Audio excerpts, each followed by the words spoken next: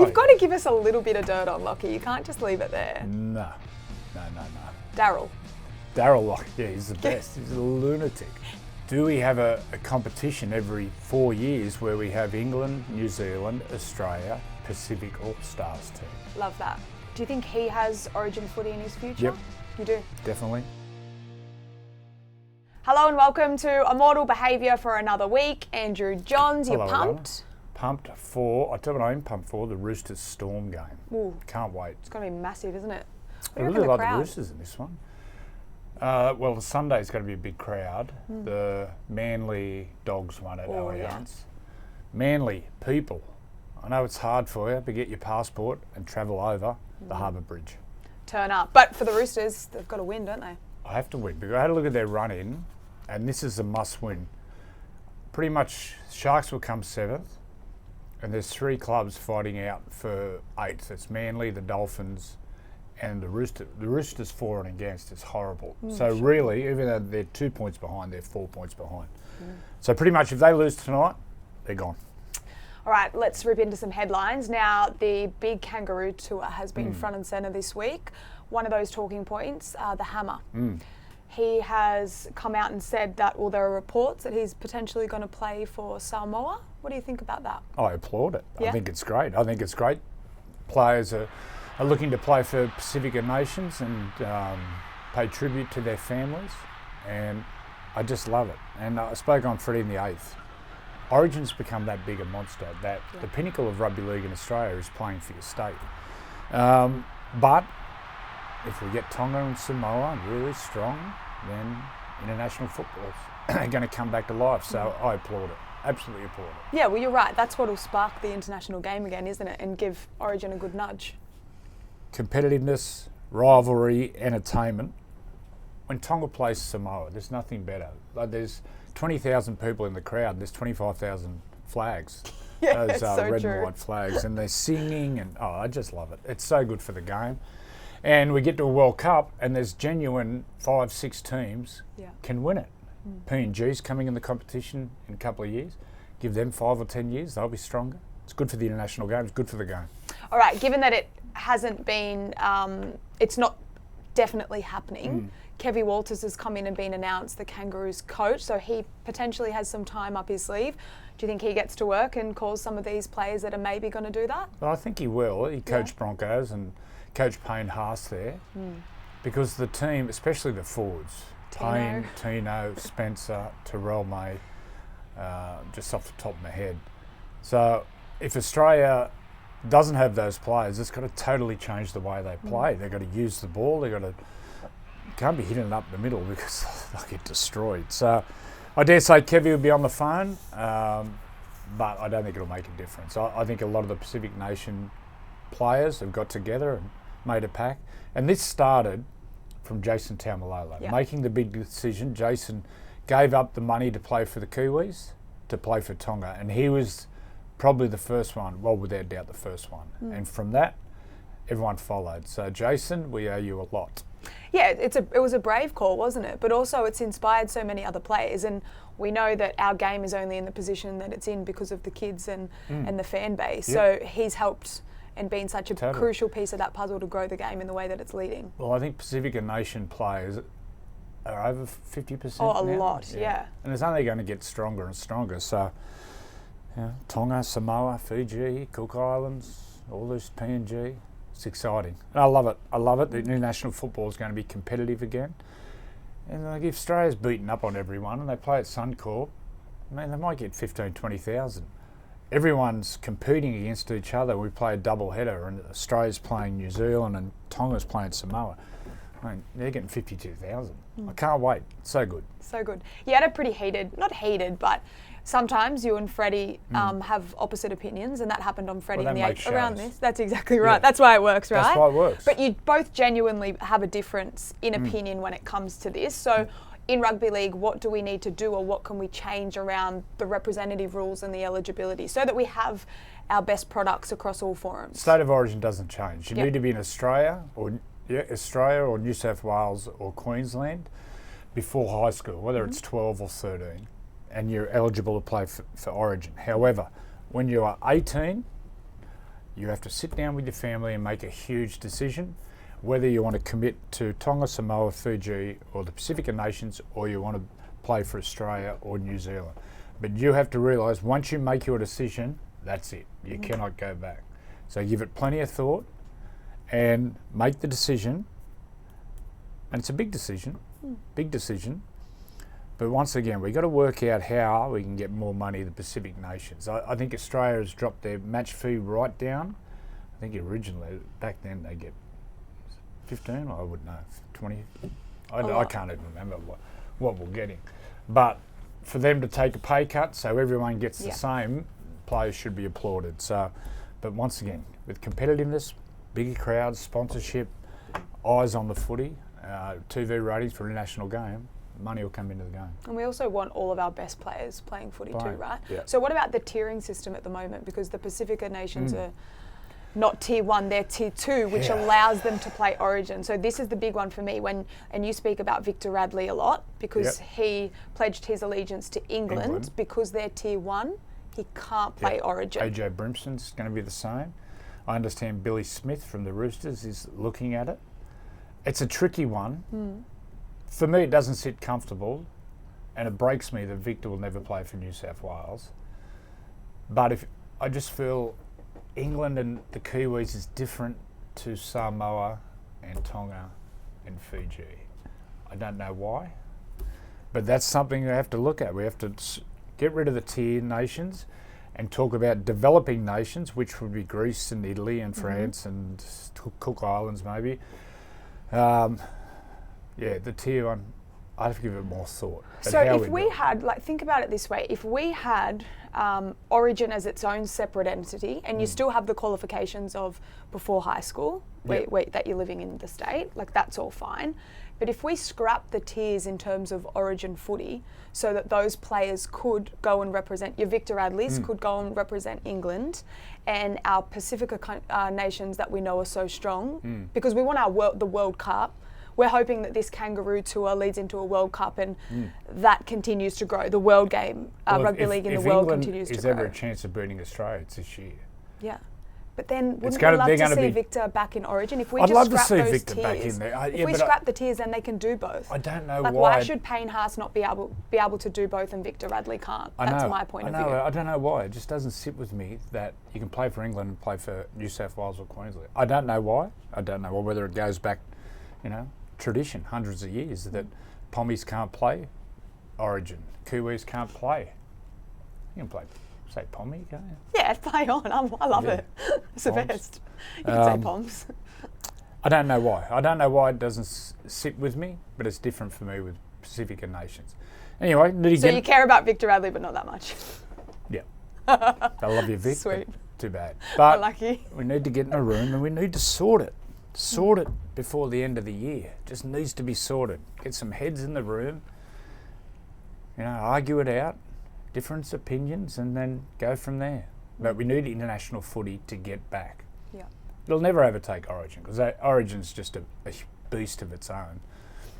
But when it's competitive, watch the international game go like that. Yeah, it doesn't have to overtake it, but it can share the spotlights at different times. If we have a World Cup every 4 years, that's the way to do it.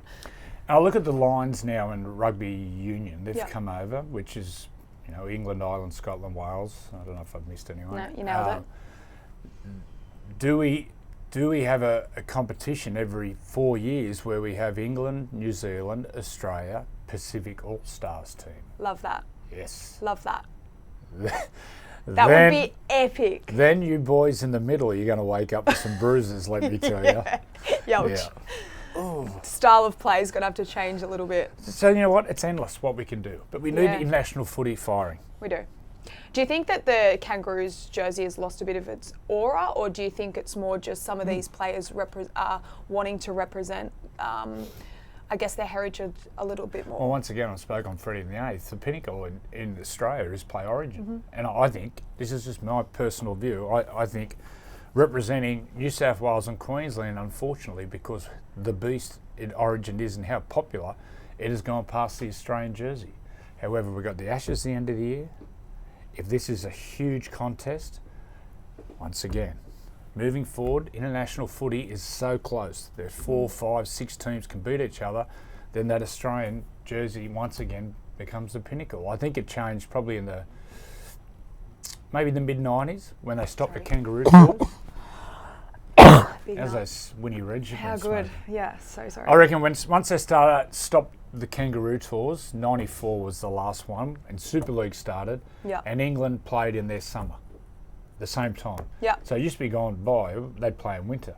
So players would go over there and play from sort of October to January for teams over there. It's a lot of footy. A lot of footy. A lot of footy. But we need to use this momentum of the Kangaroos tour. 100%. Launch I'm looking forward to it. Can't wait. Are you excited for Kevin Walters, Big Kevy, to have his appointment? Yep, I think it's a great appointment. Kevy's played for Australia. We know how passionate he is about rugby league, and in particular the Queensland jersey, the Bronco jersey, but now the Australian jersey. It's going to be a huge job for Kevy. It's a huge job, and it's exciting because it's going to have to play a different style. You're going to have to use the ball. Can't play in the middle against some of these big boys. Were you surprised that he was only named as coach for the Ashes tour? Well, you can have a look at it. It's either he wants to be a head coach, which he's made noises. He wants to be a head coach at Clubland. Of course. Or it's a trial sort of period from the ARL or the commission, whoever sorts that out. So there's two ways. I reckon they've met halfway and just said, look, we'll just see how it goes. But if you want to be a club coach, Kevy, we'll just do it for a year. Does that make sense? So if it is a job interview, do you think this is the right space or a pretty cool forum for him to do that? Because there are a couple of clubs that there are whispers that they might need some change. Well, I think everyone in rugby league knows how much of a challenge this tour of England's going to be with the Ashes, considering some players won't be there. Liam Martin won't be there. Nathan's interesting. Whether Nathan plays, how's that groin going? Anyway, it's a good rehearsal for Kevy. One more before we move on from Kevy and the Kangaroos coach. Is there a world in which you can coach the NRL and do the Kangaroos job anymore, or not anymore? They've changed the laws, the rules, and it looks like they won't go back because Wayne Bennett was making noises like he was keen, but they knocked it on the head. Right. Yeah. Too big of a job? Well, Australia, I don't know. Origin, definitely. Yeah. You can't be doing both. Alrighty. Speaking of England, we've got one in for you because we haven't really heard a story from Uncle Joey for quite some time. It's been a while actually. You've gone a bit, you've gone quiet. So let's put out a hypothetical. If you were on this Kangaroos tour and the smirk's already so dangerous, and you could there have to be 4 old teammates. Who are you taking on tour with you? Well, number one and captain coach is Darren Britt. He was the best tourist I've ever seen, one of the great blokes. And he was that popular within the group that he started at front row because everyone loved him. Everyone absolutely loved him. He was the best. Off the field? Off the field, he was just such great company. Darren Lockyer, as long as he packs his alter ego, Darren. I was going to say Darren or Darryl? He was very fun over there, Lockie. Really? Someone who You've got to give us a little bit of dirt on Lockie. You can't just leave it there. No. Darryl Lockie, he's the best. He's a lunatic. He's so different, isn't he? Jonathan Thurston. I haven't really bonded with JT before, so it'd be good for myself and JT to lock horns. It'd be good. And then that would not be good, just quietly. And the other one's Bride Fletcher. Oh dear. Stocky. Yeah, it's pretty easy with Fletch. Where would you go? Wherever. Where's your first stop? Wherever it leads. Take me on the first 24 hours because I know you're not sleeping. Well, Leeds, we used to base ourselves in Leeds, and Leeds has 2 universities, so every night it's a night out. Manchester's sounds like a hunting ground. The best thing about it, no one knows you. Yeah, it's true. You're just, some inbred from Cessnock with little hands. So it's always fun. Manchester was good. Liverpool was good. London's a bit big, but London was fun. Except if you break out in handcuffs. Anyway, we'll leave that one alone. Are you starting at a pub or are you going straight? I'm a pub person. Right. I don't like nightclubs. Well, not anymore. Back then, yeah. I like pubs where you can go to and you can sit in the bar and see everyone at the bar and your feet stick to the floor. You're wearing those pluggers? Yeah. He's I love those up pubs. for Immortal today. Yeah. So good. I'm glad that's not happening just quietly because... More pub. Pub, yeah. Down there, counter lunch, steak or a schnitzel or sausages and mash, peas and gravy, as you have in England. And then on your merry way. I'll tell you what you do after you come back from a tour, you piss fit because you're drinking pints. And yeah. And over there, they get warm quickly, so you piss fit when you come home. That's why you skull them, is it? Yeah. All right, let's jog on. A little bit more real footy talk. Peter Parr. It's been announced that this week that Peter Parr will become the Knights CEO on November 1. Huge for the Knights. How do you feel about that? Yeah, really good. Peter Parr's a Newcastle guy originally before he went to Perth and helped out the Western Reds. He went over, actually played local league over there before the Reds came in. So he knows the fabric of Newcastle, a rugby league guy. So I think it's a really good appointment. So he's shifting from being the football director to CEO. Do you think the Knights have needed someone like him to be in control? Again, I haven't... What are we in? I haven't been at the club for 18 years. Far out, that's flown. So you don't know what's going on. There was a completely different club when I was there. But I think it's a really good appointment. And Chris James, who was at the Roosters, the former referee, I think he goes into general manager of footy. So we'll see. Yeah, I think it's a really good appointment. Well, off the back of your award-winning article last week, we had a big discussion about the pathways in and around the Hunter. Do you think that Peter Parr will be able to influence not just the club, but what's happening around there? Is he the right person? That's the first job. Okay. The first job is to look at the pathways and work out why there's a blockage or something's broken within the club where we're not producing certain players to play a certain style. So whether it's the coaching of juniors or how they're identifying talent. But the number one thing is, because it looks like the Knights are going to go through a rebuild again, and if Kalen goes, God forbid, they've got to build from within. It's just reality that the Knights cannot compete with the bigger clubs, the real powerful clubs. And now, because they're down the bottom, to buy a marquee player, you're going to have to pay overs. So we've got to build from within. We've got to get these juniors. And I'd love to see academies open up at Foster or Taree. So much talent up there, up the valley, up around Singleton, Aberdeen, Muswellbrook. They have a little academy up there where the talented kids are getting educated up there and they're not in a car 2 hours, 2-3 times a week. Yeah. But so is Peter Parr the one to come in and make those tough decisions? Yeah, I think so, for sure. And it's a big job. It's a big job. We've got to rebuild the club. But we need those young, talented kids from Newcastle, the Coalfields, the Hunter Valley, up the North Coast, bit of Central Coast, although the Roosters are in there now, that if they're playing rugby league and they're gifted, they want to play for the Knights. And we get them in a system, we coach them a certain way, like Penrith have. So when they lose a superstar, the next player comes in.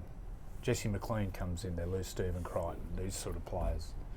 So, have a look at Penrith, look at the players they've lost.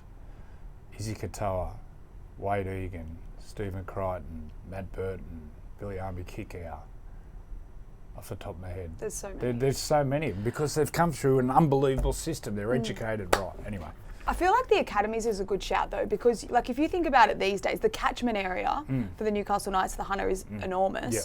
But these days, families, you have to have 2 incomes in a household. So hard. if the kids are at school and they live 2-3 hours away, to go there multiple times a week, it's huge commitment and could potentially be too hard in keeping kids out of our games. Well, I know the Warriors are building an academy in Logan where Josh Papali'i, Anthony Milford, well, the greatest of them all, Cameron Smith, but there's a big Polynesian Pacific Island population there. So the Warriors have opened up an academy there, which is exciting for them. Yeah. They seem to have got their backyard in order over there. Some of them young players coming through. So good. So good for the game too. All right, the Cronulla Sharks and Blake Brailey, it seems like the conversations between the two parties have stalled a little bit about his re-signing at the club. Doesn't seem like he's too happy. What have you made of that situation? They've got to get it done yesterday. They need to lock him up? Get it done. Since he's changed the way he's played the last couple of months, he has elevated himself to a world-class dummy half. He's running more. Is running that the key? more. He's just running more. Yeah. And because he's running more, is a run threat, it eases up the pressure on the halves. Nico's been playing a lot better. So is Trindle, because there's a different point of attack. Running out of dummy half, attacking out of dummy half is the simplest way to attack, but it's the most dangerous. Those big boys in the middle, they want you to pass solo. They don't want you to run.